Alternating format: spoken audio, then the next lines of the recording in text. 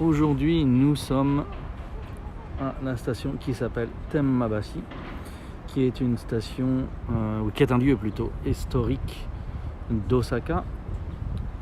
C'est là où on avait des légumes d'indiquer sur la carte hier. C'était un lieu où les bateaux descendant de Kyoto s'arrêtaient pour décharger les légumes, fruits et légumes qui descendaient et qui pouvaient remonter aussi éventuellement.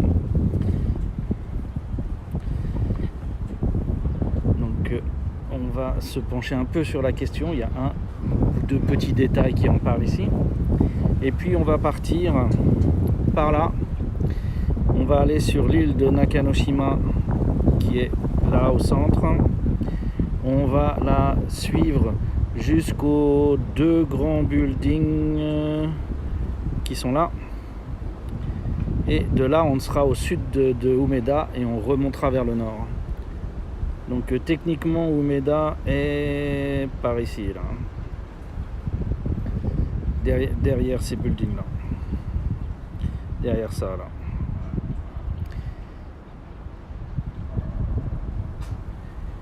Donc, nous allons lentement mais sûrement nous mettre en route. Ah, et aujourd'hui, il y aura un petit segment dégustation WTF Japon. J'ai trouvé des trucs pour rigoler un peu. En face, sur l'autre rive, c'est le prolongement de Sakura-no-Miya qui est là-bas à droite. Et donc les arbres que vous voyez au bord de l'eau, au plus près de l'eau, ce sont des cerisiers qui sont en fleurs donc en avril, début avril, fin mars, début avril. Là forcément c'est fini. Et ils ont combiné avec d'autres trucs comme par exemple les azalées qui sont en fleurs actuellement. Donc vous avez plein de buissons d'azalées.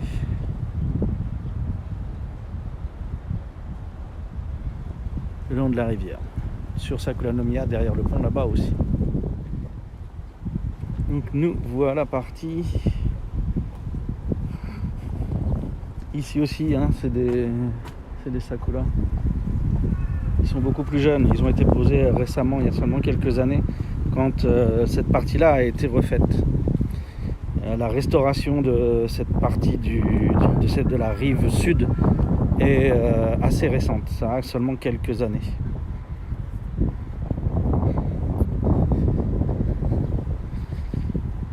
Beaucoup trop d'alertes qui apparaissent sur mon écran.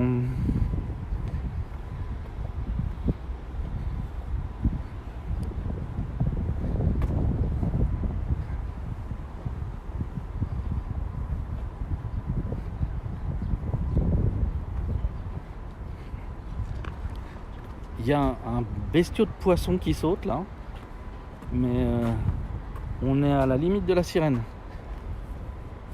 Il a sauté 2 fois que j'ai vu, il va bien nous en faire une 3e. Le truc, c'est un mix entre un dauphin et une baleine tellement c'était gros. Ah, alors voilà. Je sais pas ce qu'il fout, mais ça remue. Jamais 203, jamais 304.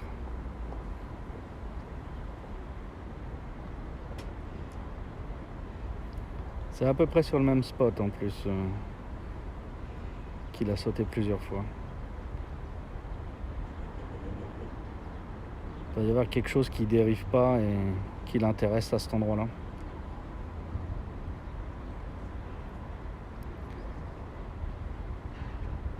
Bon. On a eu la 2e, le 3e, mais pas la 4e. Donc voilà, ici on vous montre dans les estampes le commerce qui était mené sur les berges de Temmabashi. À travers les époques, là c'est une estampe qui représente son temps, donc c'est Edo. mais c'est une pratique qui datait de bien avant. En gros, Osaka est né comme ça d'être un lieu de stockage pour les biens qui étaient transportés, qui étaient échangés entre différentes parties du Japon, puisque Osaka c'était la voie de la mer pour aller vers l'ouest, et que Kyoto par contre, qui est au nord d'Osaka, était plutôt la voie d'accès par le lac Biwa du nord du Japon. Donc ouais, dans les estampes, on a représenté cette place dans le commerce de ce lieu, qui est maintenant Temmabashi.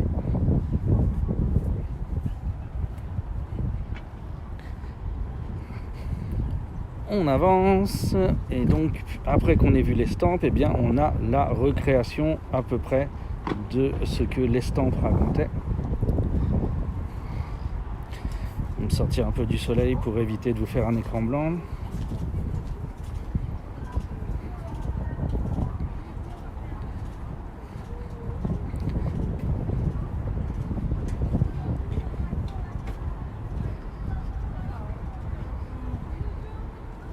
Donc voilà, ces lanternes sont des reproductions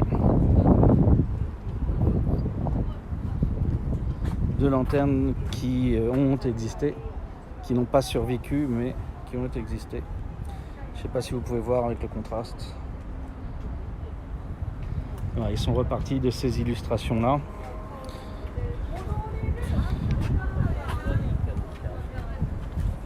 Une représentation composite de ce à quoi ça ressemblait.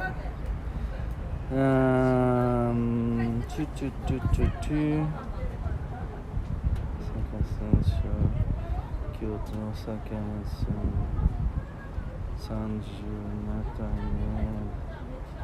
Je vois pas de date.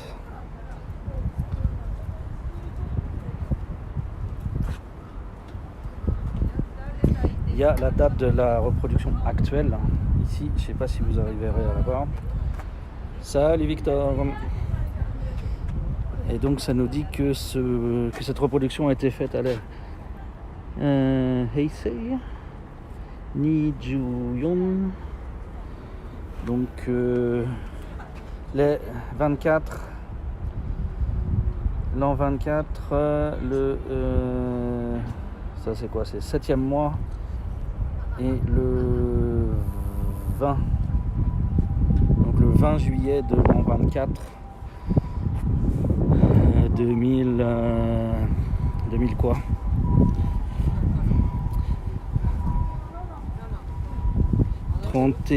c'était 2018, donc 20 c'est 11 ans avant, donc 2007, quelque chose comme ça. Donc voilà.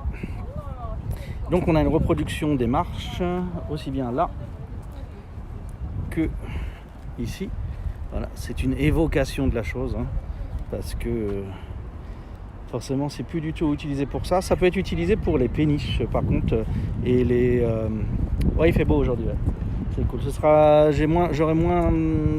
Demain ce sera probablement pas le cas, mais demain je vais être obligé d'annuler le live parce que je serai en rendez-vous. J'ai un rendez-vous assez important demain. Donc le prochain live après ce sera mercredi soir, demain soir.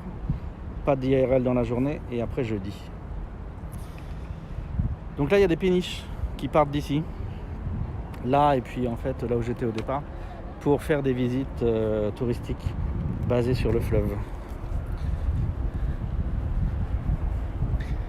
Et demain ils annoncent de la pluie. J'espère que le temps va se maintenir pour la Golden Week, parce que on a prévu d'aller faire du camping comme beaucoup de gens.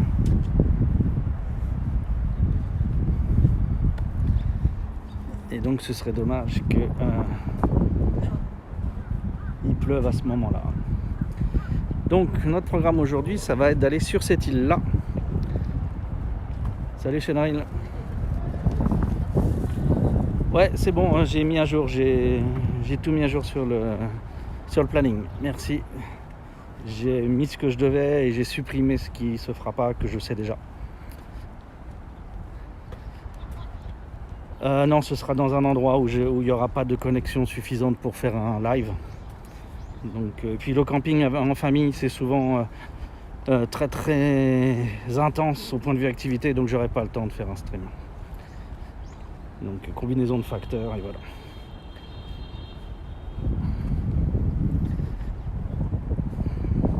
Donc cette île-là, c'est l'île Nakanoshima, qui commence ici à Tenmabashi et qui va jusqu'à l'embouchure de la mer quasiment. Et c'est celle sur laquelle on va aller pour descendre la rivière dans ce cas-là, jusqu'à Umeda. Vous reconnaîtrez un peu le bâtiment de la mairie que je vous ai montré de loin hier.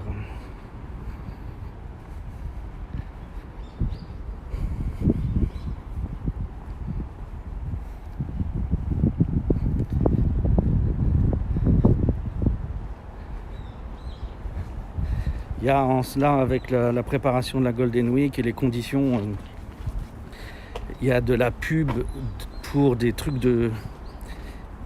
du matériel de camping plus ou moins sérieux dans énormément d'émissions de variété. Mais vraiment, ils vous présentent des tonnes de petits objets de camping dans tous les sens, c'est infernal. Dans les magasins, il y a plein de displays de matos de camping à utiliser dehors ou à la maison. Il y a un gros push sur le camping pour cette Golden Week. Je pense qu'on sera vraiment pas tout seul au camping ce week-end.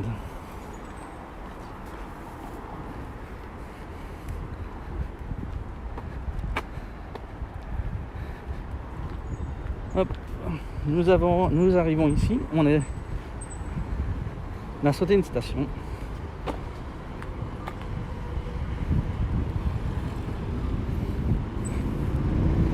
Hop. Donc ce pont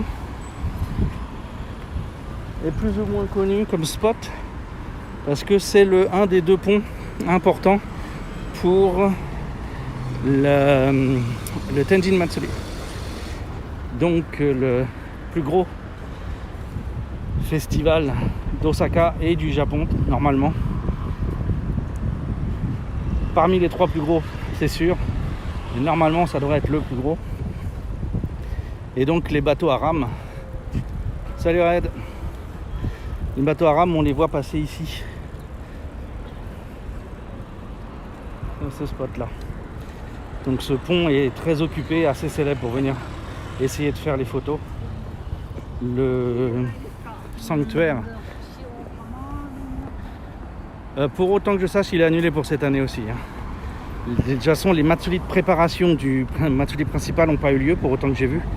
Donc il ne pourrait pas se tenir religieusement. Donc le temple auquel est affilié Tenjin Matsuri, il est au bout de cette rue, par là. Mais ce ne sera pas notre sujet d'aujourd'hui. Ce sera le sujet d'un autre live. Et nous allons descendre sur l'île. Donc l'île de l'intérieur, Nakanoshima, c'est l'île du dedans. Nom simple, efficace.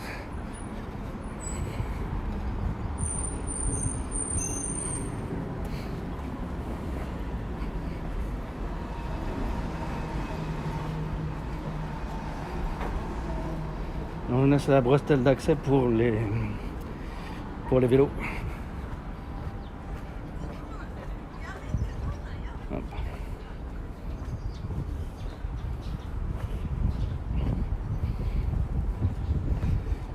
Hop.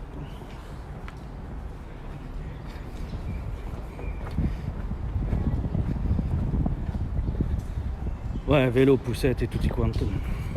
Ça fume, oui, on est à Osaka, on n'est pas...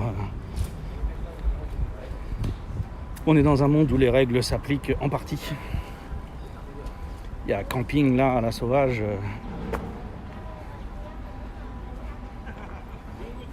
Sans distance sociale.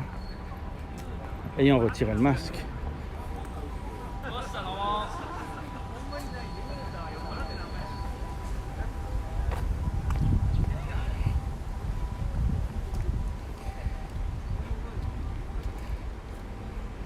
Donc si j'ai bien compris, c'est le design qui a été fait ici, c'est pour donner l'impression d'être sur un bateau.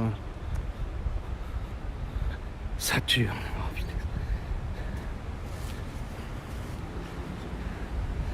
Raide. Si on commence à faire des blagues comme ça, on s'en sortira jamais. On n'a que des champions du monde dans le groupe. Donc voilà, on va partir de l'extrême est. Non, on a seulement beaucoup pleuré là depuis 2 jours sur le dépassement des 10 000 morts. Et c'est vrai qu'on a quelques milliers de nouveaux cas par jour. Mais bon, c'est quand même pas le paradis, quoi. Donc voilà, on part de ce petit jet d'eau et de cette forme bateauesque qui doit nous évoquer. Ça donne envie de faire le Titanic. Là vraiment, je suis sur un petit promontoire qu'ils ont fait.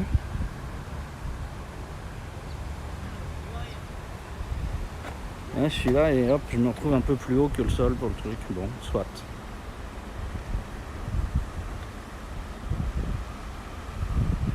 Ouais, faut pas se relâcher. On est dans un des lockdowns techniquement le plus dur qu'on ait eu, puisque la vente d'alcool est limitée très fortement. Tous les établissements qui font nourriture et alcool ont fermé. Les établissements qui font principalement de l'alcool et juste de la bouffe prétexte n'ouvrent pas en ce moment. Là, hier, c'était le désert.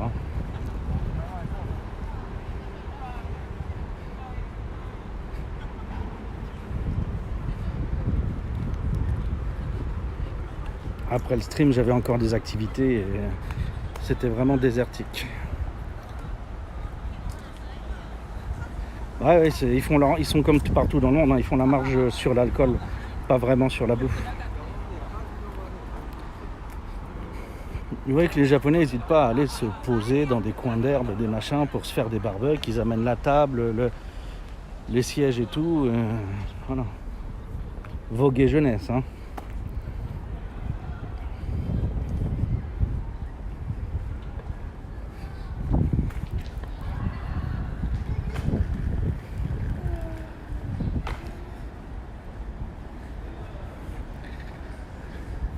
Comme souvent dans Osaka, on a des petites évocations de la place culturelle du lieu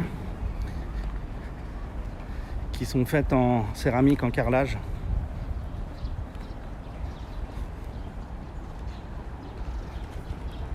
Ouais, je vous disais que c'est important pour le Tenjin Matsuri. Et voilà l'hôtel portatif principal du Matsuri qui est là.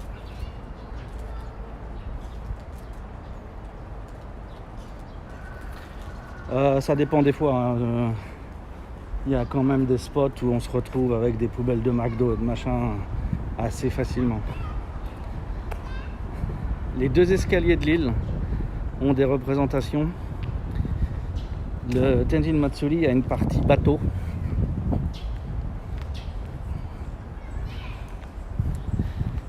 Et donc traditionnellement, il y avait des brasiers faits sur les bateaux, comme ceci, avec des danses kagula limite kabuki sur des bateaux à côté.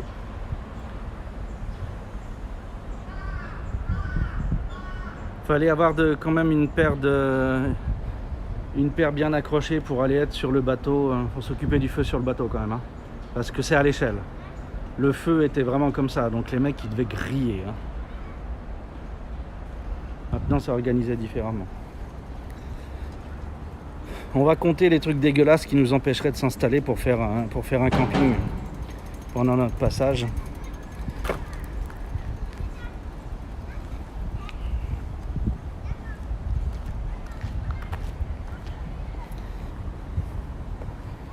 Ici, oui, les gens viennent faire des barbecues.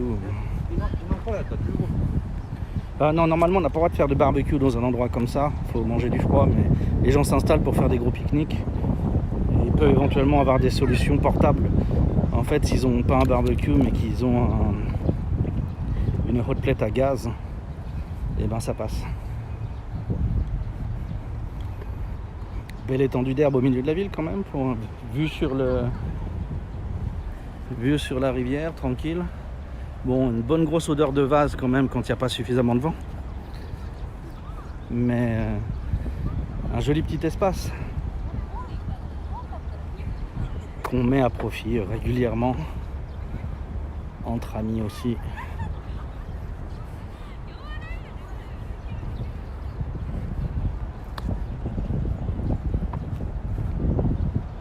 Ouais, un Iwatani, oui, c'est ça.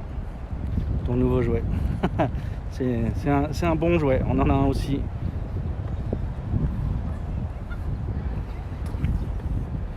Après, des fois dans le transport, tu peux t'inquiéter un peu pour la bonbonne de gaz, mais c'est un peu plus pratique que les formes qu'on a nous. Donc on a sur le bord de la rivière, ça part en canot dans la ville. Donc dans les canaux qui partent là sur le côté, vous en avez certains qui vont arriver jusqu'à être la Dotonbori.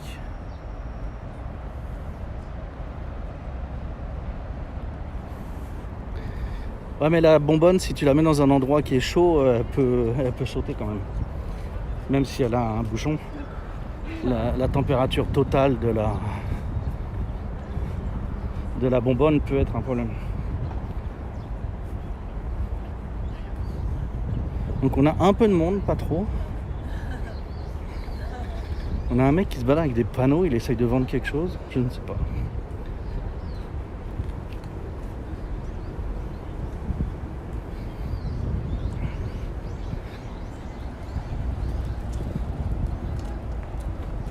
Excellent, merci Victor. Moi je mettrai peut-être des photos des trucs chelous que j'ai récupérés aujourd'hui que je vais vous montrer.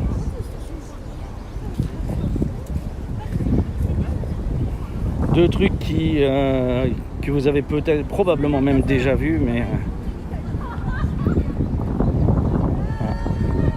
quand même de la nourriture un peu WTF japonaise.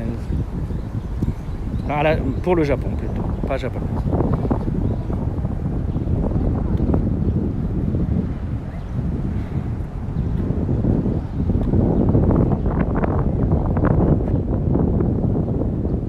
Tu penses que ça ira de mélanger les gens, on va pas avoir des problèmes de wakaranai, etc. entre les gens qui parlent pas français et les gens qui parlent pas anglais? Je sais pas, est-ce que j'avais peur de Keblo certaines personnes?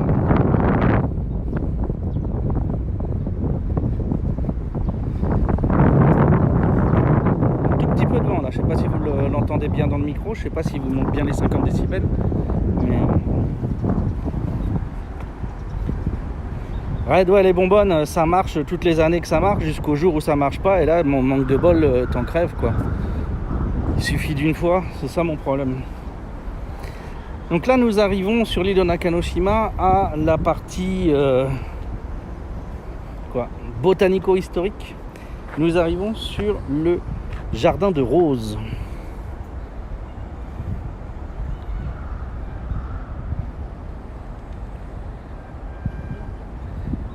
Bah, quand on aura des anglophones, on switchera à l'anglais. Mais...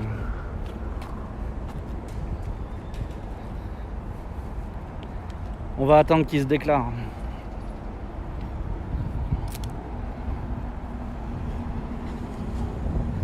Donc là, à mon avis, il y a une petite carte popo possible avec les jolies roses qui sont là. Et derrière, on a un bâtiment historique à base de briques rouges.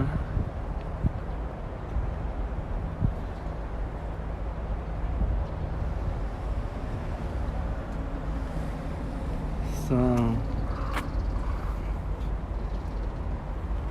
ces roses-là, c'est des Phyllis Bide. Okay.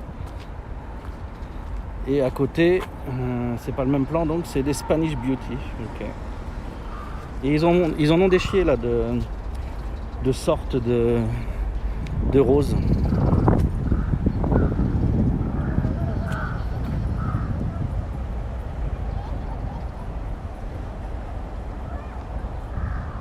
J'approche des 50 viewers, 50 abonnés, 50 followers, oui, viewers pas encore. Mais ça avance petit à petit. Alors là, attendez, je vais faire le tour, on va le refaire dans le bon sens. Parce que là, il y a un ordre chronologique sur cette partie-là.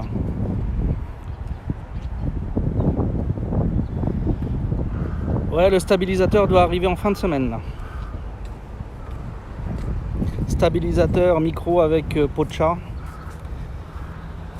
On devrait avoir un upgrade après la Golden Week qui serait sympa. Donc là, on a des roses classées par date de création. Donc là, on est dans les roses créées dans les années 70. Ici. Les noms, par contre, sont pas indiqués du même côté. C'est un peu relou leur truc. Il pourrait penser à la visite. Donc celle-là s'appelle des Shocking Blue. Batterie charge fast dans la poche là actuellement. C'est ce que j'ai mis sur les 2 derniers jours. La Gold Bunny est une création française. 1977. Une très bonne année. La meilleure année de toutes.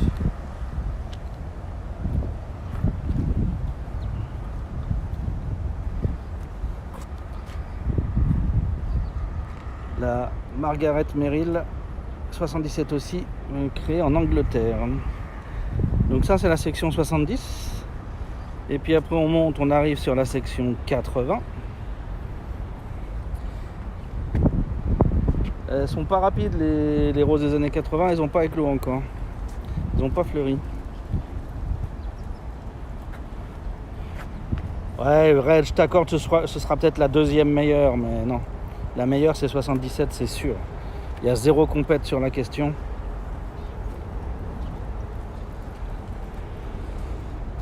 Ah, la oulala.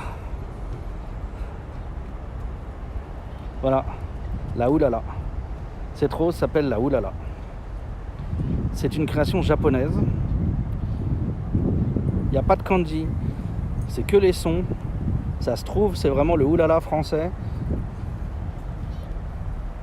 qui a été transcrit. Ça se dégrade après 70, c'est badi. Pour qui se prend l'autre? Après, on arrive dans les années 90. Celle-là, elle est charnue, celle-ci. La Goldels. Ah, c'est une allemande. C'est pour ça qu'elle est charnue. Et finalement, dans les années 2000, celle de gauche a quelques boutons. Donc on va regarder le nom de celle de gauche. Et c'est la Candlelight, qui est aussi une création allemande de 2001.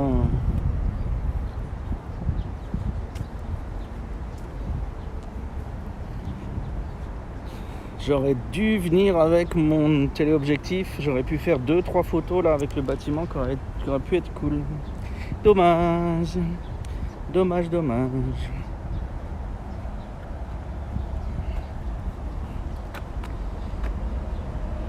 La Darcy Bussel. Elle est pas mal la Darcy.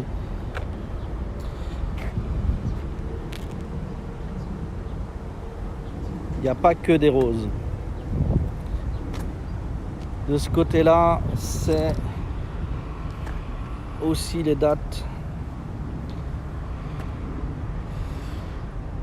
Deuxième téléphone, oui, mais il fera non là. Il me faut l'appareil pour faire les photos pour l'Insta et pour l'aide aux visites. Donc non, là c'est une bêtise de ne pas avoir pris l'appareil. Mais comme j'ai le matos pour le boulot dans le sac aussi, j'ai pas voulu me charger. Regardez celle-là, c'est une vraie, c'est une grande, c'est une historique. C'est la Charles de Gaulle.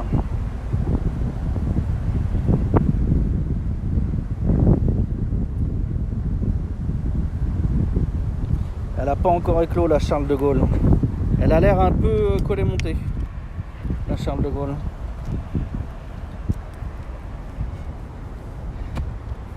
S'il pleut pas demain matin, je passerai. Il doit pleuvoir demain après-midi normalement, donc si c'est vrai, demain matin je devrais pouvoir passer pour des photos. Et les années 90, mais là de ce côté-là, ça n'a pas vraiment éclos, encore moins que celle de droite. Voyons juste celle-ci. La Honey Bouquet, créée en 2000, américaine.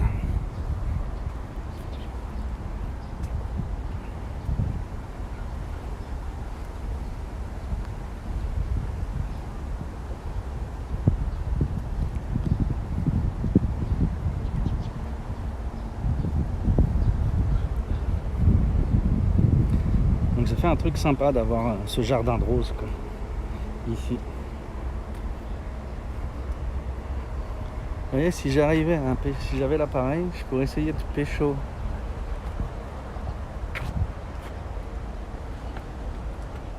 Ah, et sur Osaka, on en a plusieurs des jardins botaniques, plus ou moins bien. Parce qu'on a eu aussi l'expo universelle des fleurs c'était quand? En 90, je crois.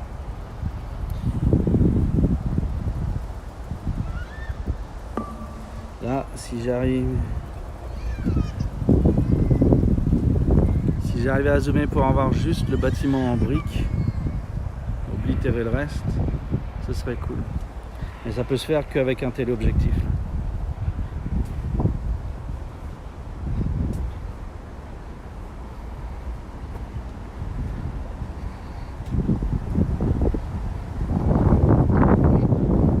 Donc ça c'est la première partie. Mais en fait, alors comme souvent au Japon, ils ont eu des idées de faire des fontaines, de mettre des sorties d'eau pour faire couler de l'eau. Mais voilà, ça avait tendance à dégénérer. Et donc quel que soit l'endroit, on s'aperçoit que les fontaines facilement accessibles sont toutes fermées. Et ils y mettent pas d'eau parce qu'il y a des utilisations qui leur conviennent pas.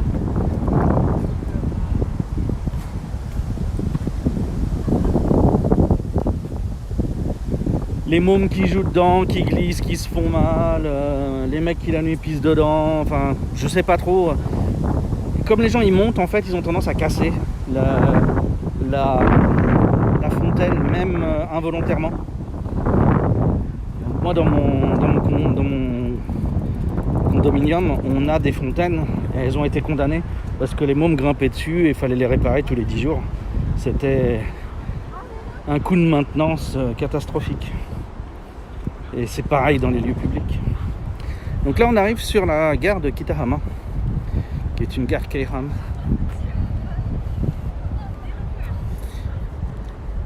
Et donc sur Kitahama, c'est un quartier à café et petits restaurants sympas. Et donc sur ce bord de rivière,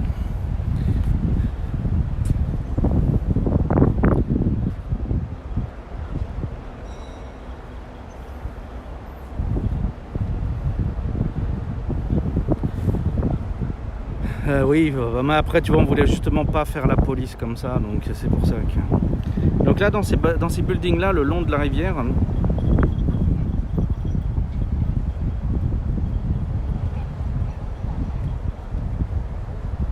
vous avez des établissements avec des terrasses ou des belles baies vitrées qui donnent sur la rivière. Et puis vous avez, vous voyez, c'est cette petite maison là qui est une réfection récente sur un style ancien. Là vous avez un style air Meiji qui est une inspiration de bâtiments anglais. C'est un salon de thé depuis sa création, si j'ai bien compris. C'est des spécialistes du scone à Osaka.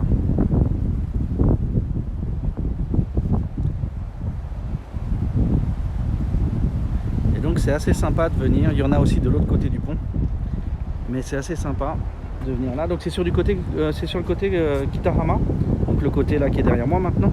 Le côté qui est face à nous, comme il y a l'autoroute, et ben on n'a pas une aussi jolie vue, on sait moins bien, ce qui fait qu'il y a zéro comme business de l'autre côté de l'eau. Par contre, c'est toujours de ce côté-là qu'ils mettent les parties les parties techniques de l'île. Donc là vous avez le Riverside Grill Beer Garden. Alors par contre c'est un bon petit barbecue sympa avec de la bière et tout. Le problème qu'on a c'est qu'il faut être minimum 2. Même si on leur dit je vais bouffer pour 2, ça marche pas. J'ai envoyé Keshin ici quand il était de passage à Osaka.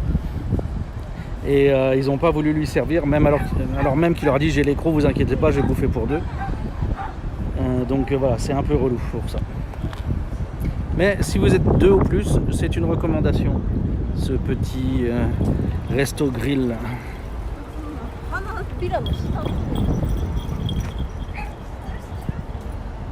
Donc descendons dans la deuxième section de Rose.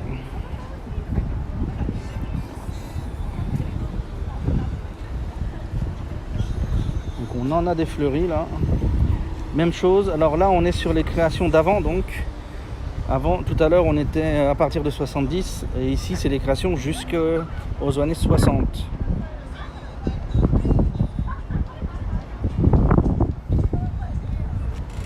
Ouais, mais moi, si je me fais lever par la dame, ça se passera pas pareil.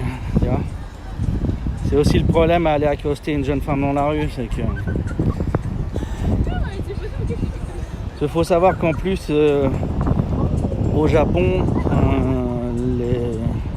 les femmes peuvent poursuivre les maîtresses.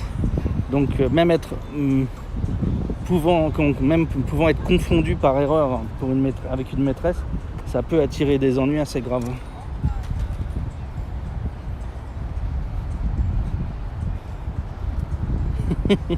Remarque, oui, c'est vrai, en les attirant par l'estomac, ça marcherait au Japon. Il y a beaucoup de filles qui sont vraiment très axées bouffe. Alors là, on est sur les roses des années 1900. Qu'est-ce qu'on a? Celle-ci, pas fleurie. C'est des françaises. C'est les Madame Caroline Testou. 1890. T'aimes quel concept, Victor? La femme qui peut poursuivre la maîtresse pour vol de portefeuille, techniquement? Les années 1900, on a quoi d'autre ici? Une hongroise. Erinnerung an Schloss Scharfenstein. Voilà. Ils auraient dû prendre un nom encore plus long. Et une allemande, une grosse Anharchen. Bah, c'est eux qu'on dit qu'elle était grosse, hein, c'est pas nous.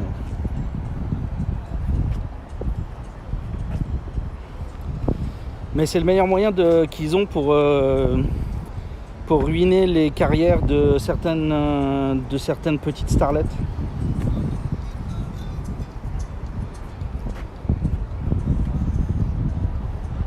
Encore une française, la Jules Boucher.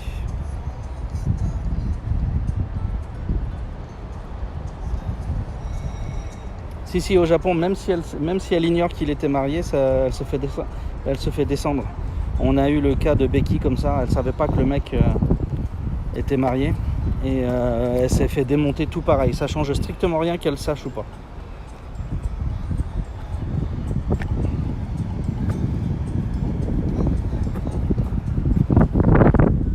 Encore une française, la Madame Édouard Herriot.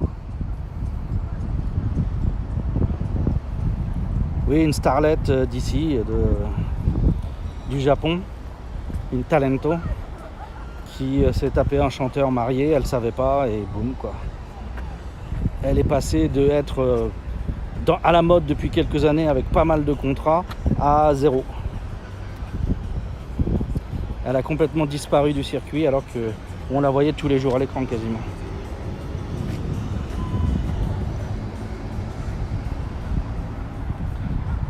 C'est une half, c'est pour ça qu'elle s'appelle Becky. Japono-anglaise, je crois.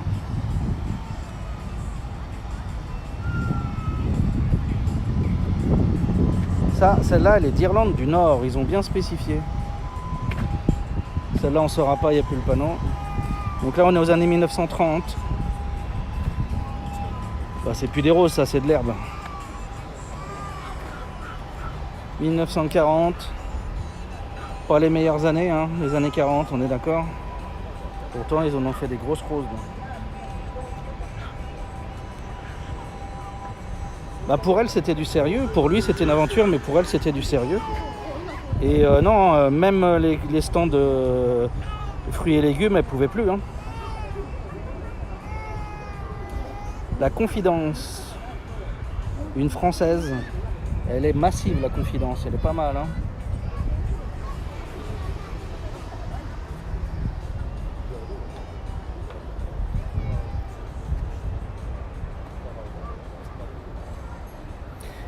Bah ouais, mais le problème, c'est que c'est la définition de faire de la merde, en fait. Il y a pas mal de trucs qui, au Japon, sont appelés faire de la merde, alors qu'en France, non. Même pas qu'en France, ailleurs, quoi.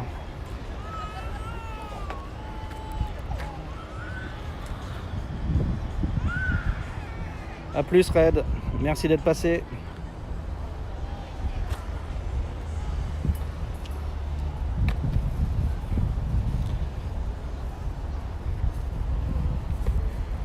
Donc pour une petite balade, pour se déstresser d'Umeda,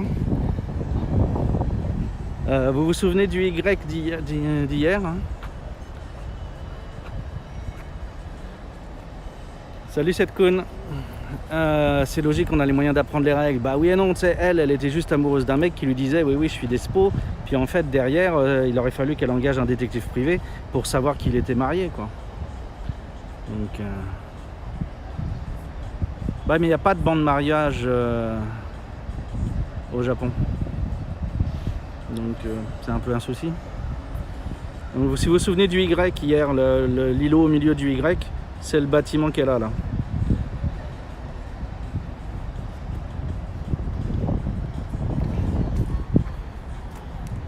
Là, en plus, par exemple, on était sur un cas difficile parce que le mec s'était marié longtemps avant de devenir célèbre. Donc en fait, quand il est devenu célèbre, il avait déjà des habitudes de vie qui n'ont pas été documentées par les fans, etc. Et du coup, elle avait très peu de moyens de savoir que le mec était marié, quoi. Comme un bon nombre de Japonais ne portent pas d'alliance, c'est vraiment le truc invisible.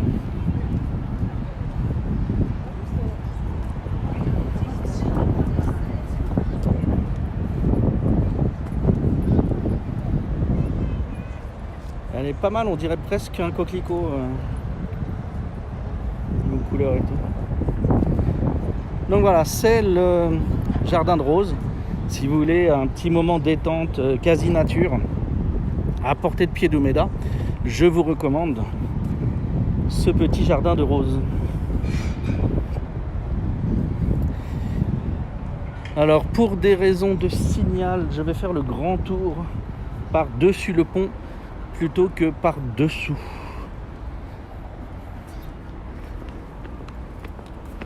Regardez, il y en a des trucs dégueulasses par terre. Il y en a un qui a marché dans quelque chose. Il y a des poubelles par terre, regardez ça.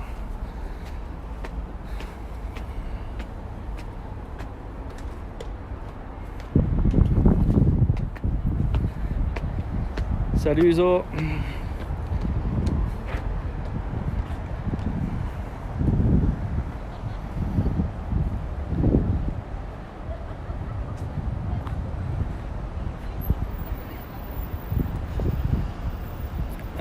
Oui, un escalier genre empire. Une petite estampe du bout de l'île avec son explication en longueur si vous voulez vous amuser à faire de la trad. Une vieille photo.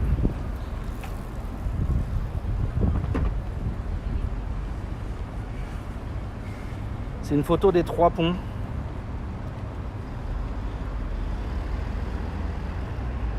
Donc celui où on est. Non, si. Non, ça peut pas être parce que c'est au-delà de l'île.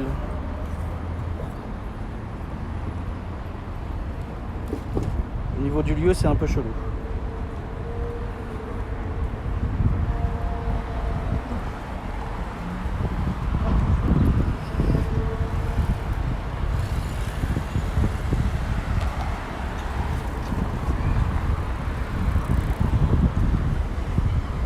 Merci pour le management technique, Victor. C'est vrai que j'ai oublié de demander. Merci beaucoup.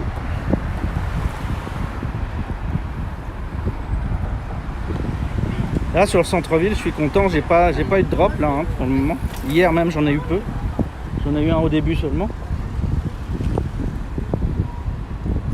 Les destinations centre-ville, ça marche bien pour le moment.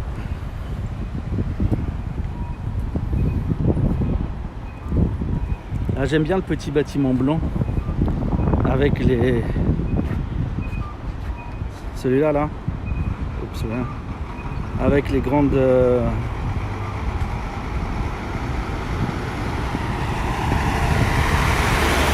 Les grandes fenêtres, tu te retrouves exposé devant tout le monde. Plus qu'à une terrasse. Là, les terrasses, vous voyez comment elles sont faites. En fait, il y a des murs de protection contre les crues. Les bâtiments sont en hauteur. Donc on se retrouve avec des terrasses qui sont sur pilotis en fait, avec le mur et le bâtiment.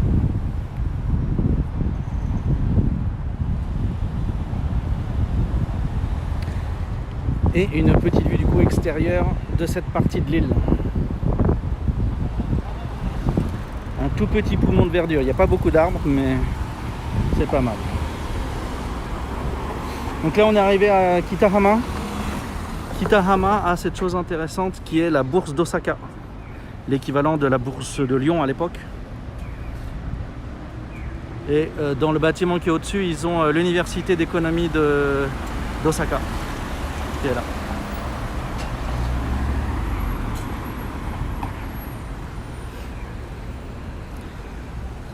Il y a des bouchons au Japon aussi.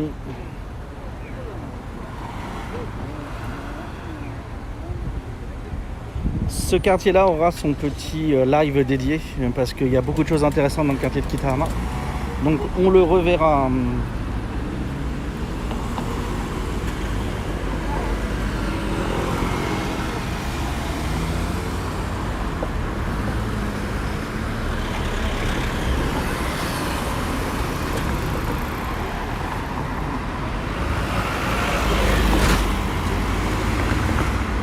Techniquement aujourd'hui en fait je suis en route pour le boulot, mais je suis parti des heures en avance.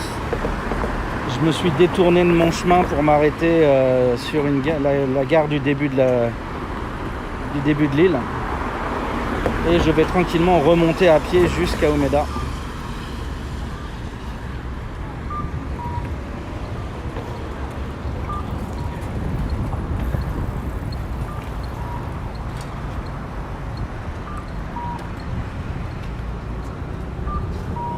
Et d'ici quelques minutes, on va se poser la question de où s'arrêter pour faire la dégustation chelou. Là, vous avez des terrasses aussi, vous voyez. Petite terrasse du Café Blanc qui est très à la mode. Et puis après, on a les autres terrasses qui ne sont pas occupées. Je pense que les établissements ne sont pas ouverts.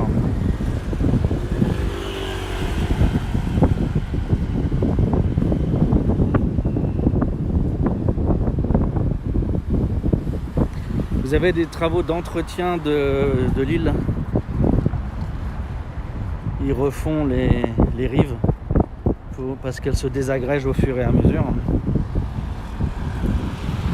il faut les refaire.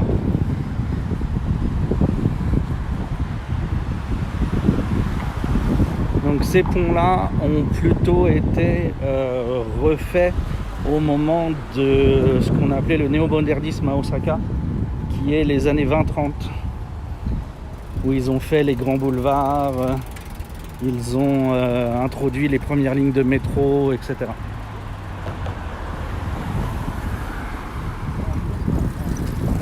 Là, ok.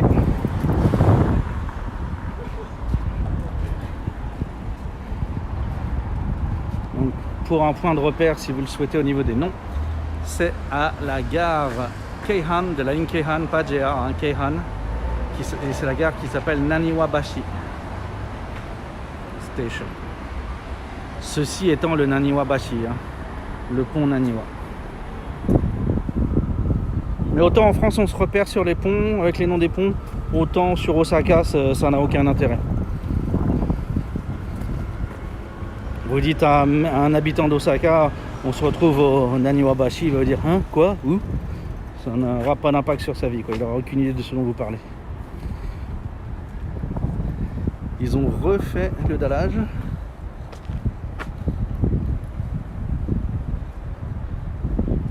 Bah, je me dis que ouais, le fait que ça ait été rasé, ça a créé non d'un côté l'anarchie, mais de l'autre, en fait, on a perdu beaucoup de bâtiments auxquels on aurait pu être attaché.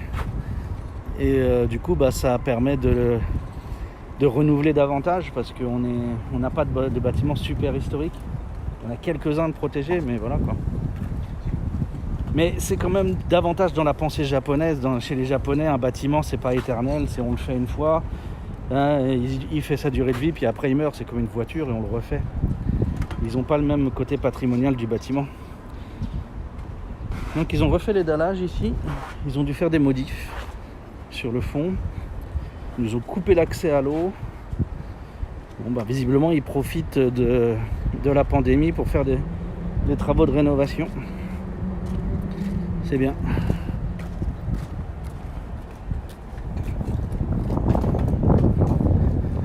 Vous remarquez que sur les bâtiments en haut, vous avez toujours une plateforme qui sert d'héliport. C'est pour les évacuations. Il faut qu'on puisse évacuer les gens par le haut. Ce bâtiment néo-moderne avec la pomme verte là, ça c'est une bibliothèque pour enfants. Très très design. Elle a pas l'air énorme comme ça, mais en fait elle est entièrement souterraine. Et elle a ouvert quand? Elle a dû ouvrir il y a 2 ans. Et on en est toujours au stade où il faut des réservations pour entrer quand elle est ouverte. Là, un autre truc pour manger, si vous voulez vous poser. Garbwitz. C'est plus de l'izakaya restauration moderne. Il y a aussi une petite partie buvette, on va appeler ça comme ça. Donc c'est aussi un coin sympa. Vous êtes un peu isolé de tout, c'est assez tranquille. Bâtiment de droite, ici vous avez le musée de la céramique orientale. Donc la céramique asiatique. Dans ce musée-là, c'est un musée qui est assez récent. Il est plus jeune que moi dans la ville. Il doit avoir 10-12 ans, je pense. Je pense qu'il a été construit fin des années 2000. Tout ce quartier-là a été entièrement refait depuis les années 2000. Ah ouais! Oh putain! Ils ont rendu cette partie-là piétonne. Ils ont viré la route. Ah ouais! Tu m'étonnes qu'ils font des travaux. Avant ici c'était une rue en asphalte qui passait et qui allait là-bas. Et ils ont viré la rue. C'est devenu une grande esplanade. Ah mais c'est une idée de fou ça.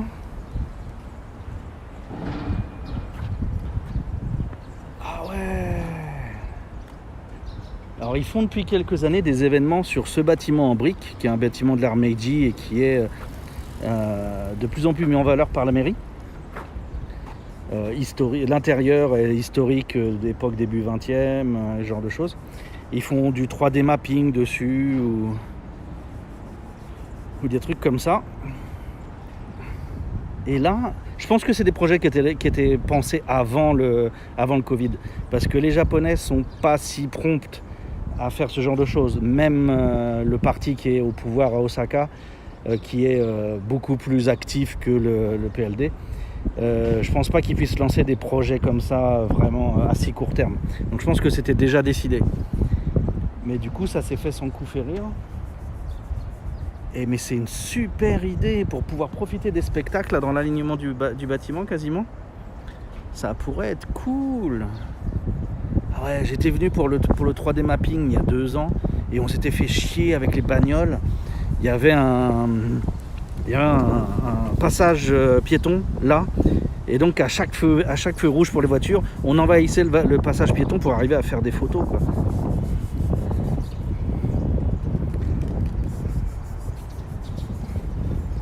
Mais maintenant on sera au calme.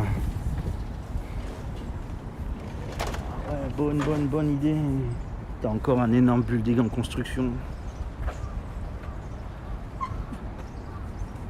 Oh les tueurs. Donc je reviens sur mon petit musée de la céramique orientale, la céramique asiatique.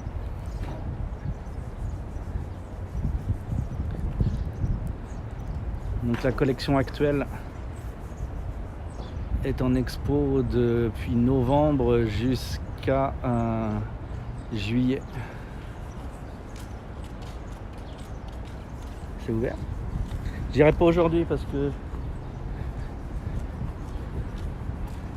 c'est pas la, j'ai pas la, si j'ai la thune en remarque, mais j'irai pas aujourd'hui, j'ai pas le temps. Mais à vue de nez, non, on est sur des horaires restreints, ils doivent être fermés.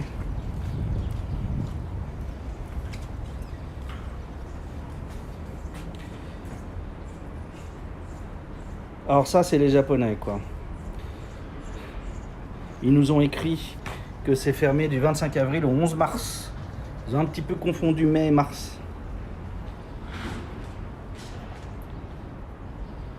On s'en fout, personne ne lit, hein, donc c'est pas grave, hein, mais c'est quand même...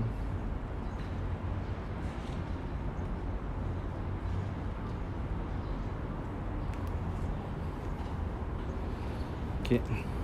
Hop. Et du coup, le festival aussi qui avait lieu là, c'est le festival de quoi qui était là? Il y a un autre festival qui s'installait ici. Ils auront plus de place, il y avait des trucs d'artisans et tout dedans. C'est bien qu'ils aient plus de place.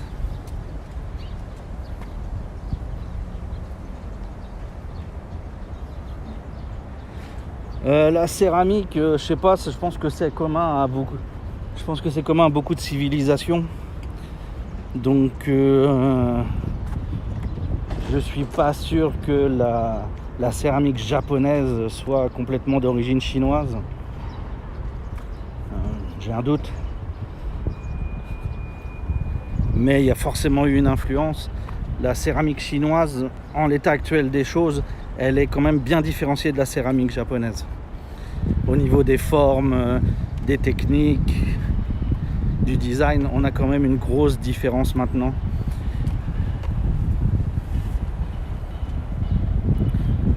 Donc après, il faudrait voir avec vraiment des spécialistes pour voir à quel moment les Japonais ont copié, les Japonais ont inventé leur propre truc. Là, il y a les grosses lettres avec des trucs rouges. C'est pour interdire le skateboard. Alors que c'est tentant de faire du skateboard sur un lieu comme ça. Un petit peu de verdure.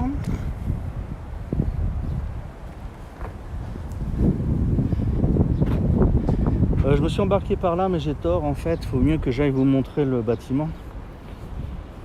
C'est du meilleur contenu d'aller voir le bâtiment en briques. Parce que les bâtiments en vraie brique, c'est rare désormais, parce que la brique, ça résiste pas bien au tremblement de terre.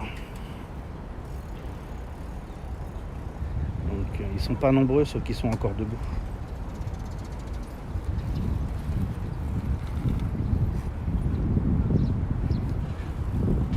Il y a une grande salle à l'intérieur, théâtre, salle des fêtes si vous voulez.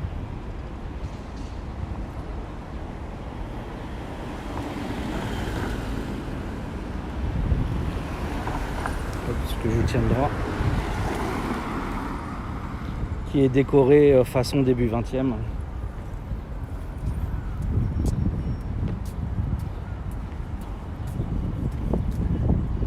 Je pleure là dans ma tête parce que j'ai oublié la date de construction et ça m'agace. Les choses qui me sortent de la tête comme ça, c'est triste. Je crois que c'est le début des années 30, mais je suis pas sûr. Et c'est pas de ce côté-là qu'on a des infos. Bon. Le bâtiment a été aménagé, vous voyez, ils ont des hauts vents.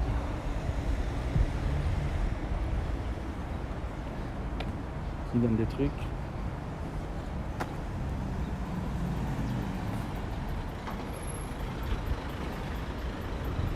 Ça doit être le hall de Osaka City Hall ou quelque chose comme ça.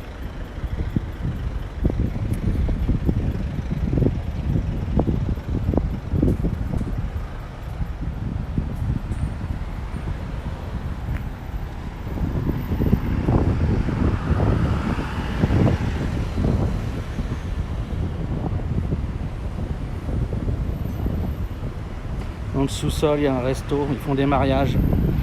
Salut Lady! C'est une grande salle là dans ce truc là. Je vais manger plusieurs fois, c'était tout à fait décent.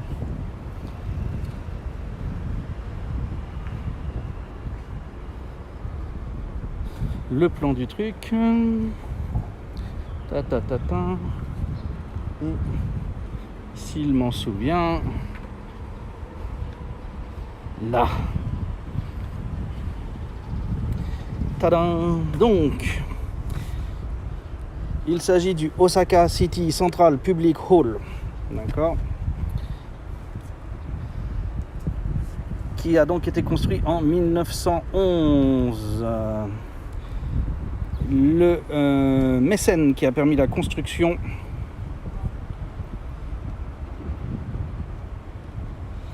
c'est l'autre bâtiment à côté là que tu as trouvé, Victor. Celui qu'on va voir après, qui est, oui, beaucoup plus moderne. Celui-là, c'est 1911.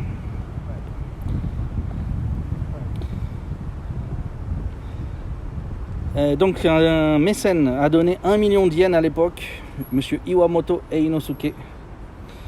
L'architecte originel est Okada Shinichiro.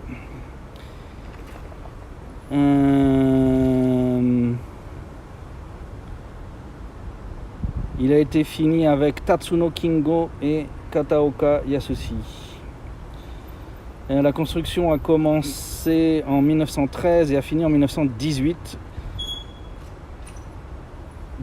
180 000 personnes ont pris part à la construction qui a duré donc 5 ans.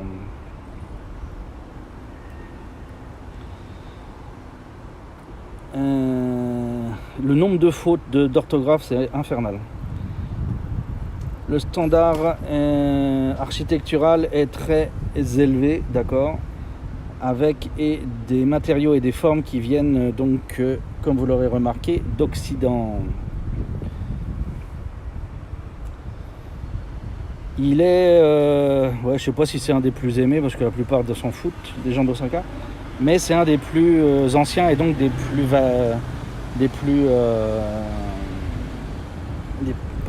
plus chers dans tous les sens du terme d'Osaka. Il a été décidé de le préserver en 1988 et donc il a été restauré en 99 jusqu'à 2002. Voilà. Après il nous donne des explications sur qu'est-ce qui vient d'Europe, mais bon.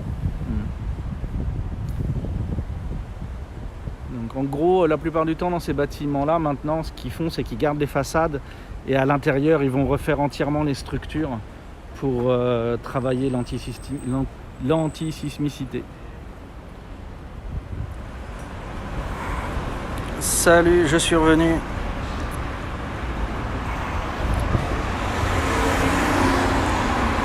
L'explication de la catastrophe est simple, visiblement. C'est que mon fournisseur me capte à 100 kB maintenant. J'ai dû dépasser les limites de consommation de data en 4G en moyenne glissante. J'ai droit à, il m'avait expliqué, 20 gigas sur 3 jours. Et j'ai dû caper le truc. Donc ma connexion ne repartira pas aujourd'hui. Là je suis sur un Wi-Fi que je savais dans le coin et voilà, qui peut me sortir de la mouise. Mais bon, à part vous montrer des bus qui passent, j'ai pas accès à une vue qui permette de faire quoi que ce soit. Donc c'est cuit pour aujourd'hui. Va falloir que je prenne ça en compte. Probablement qu'il faut pas que je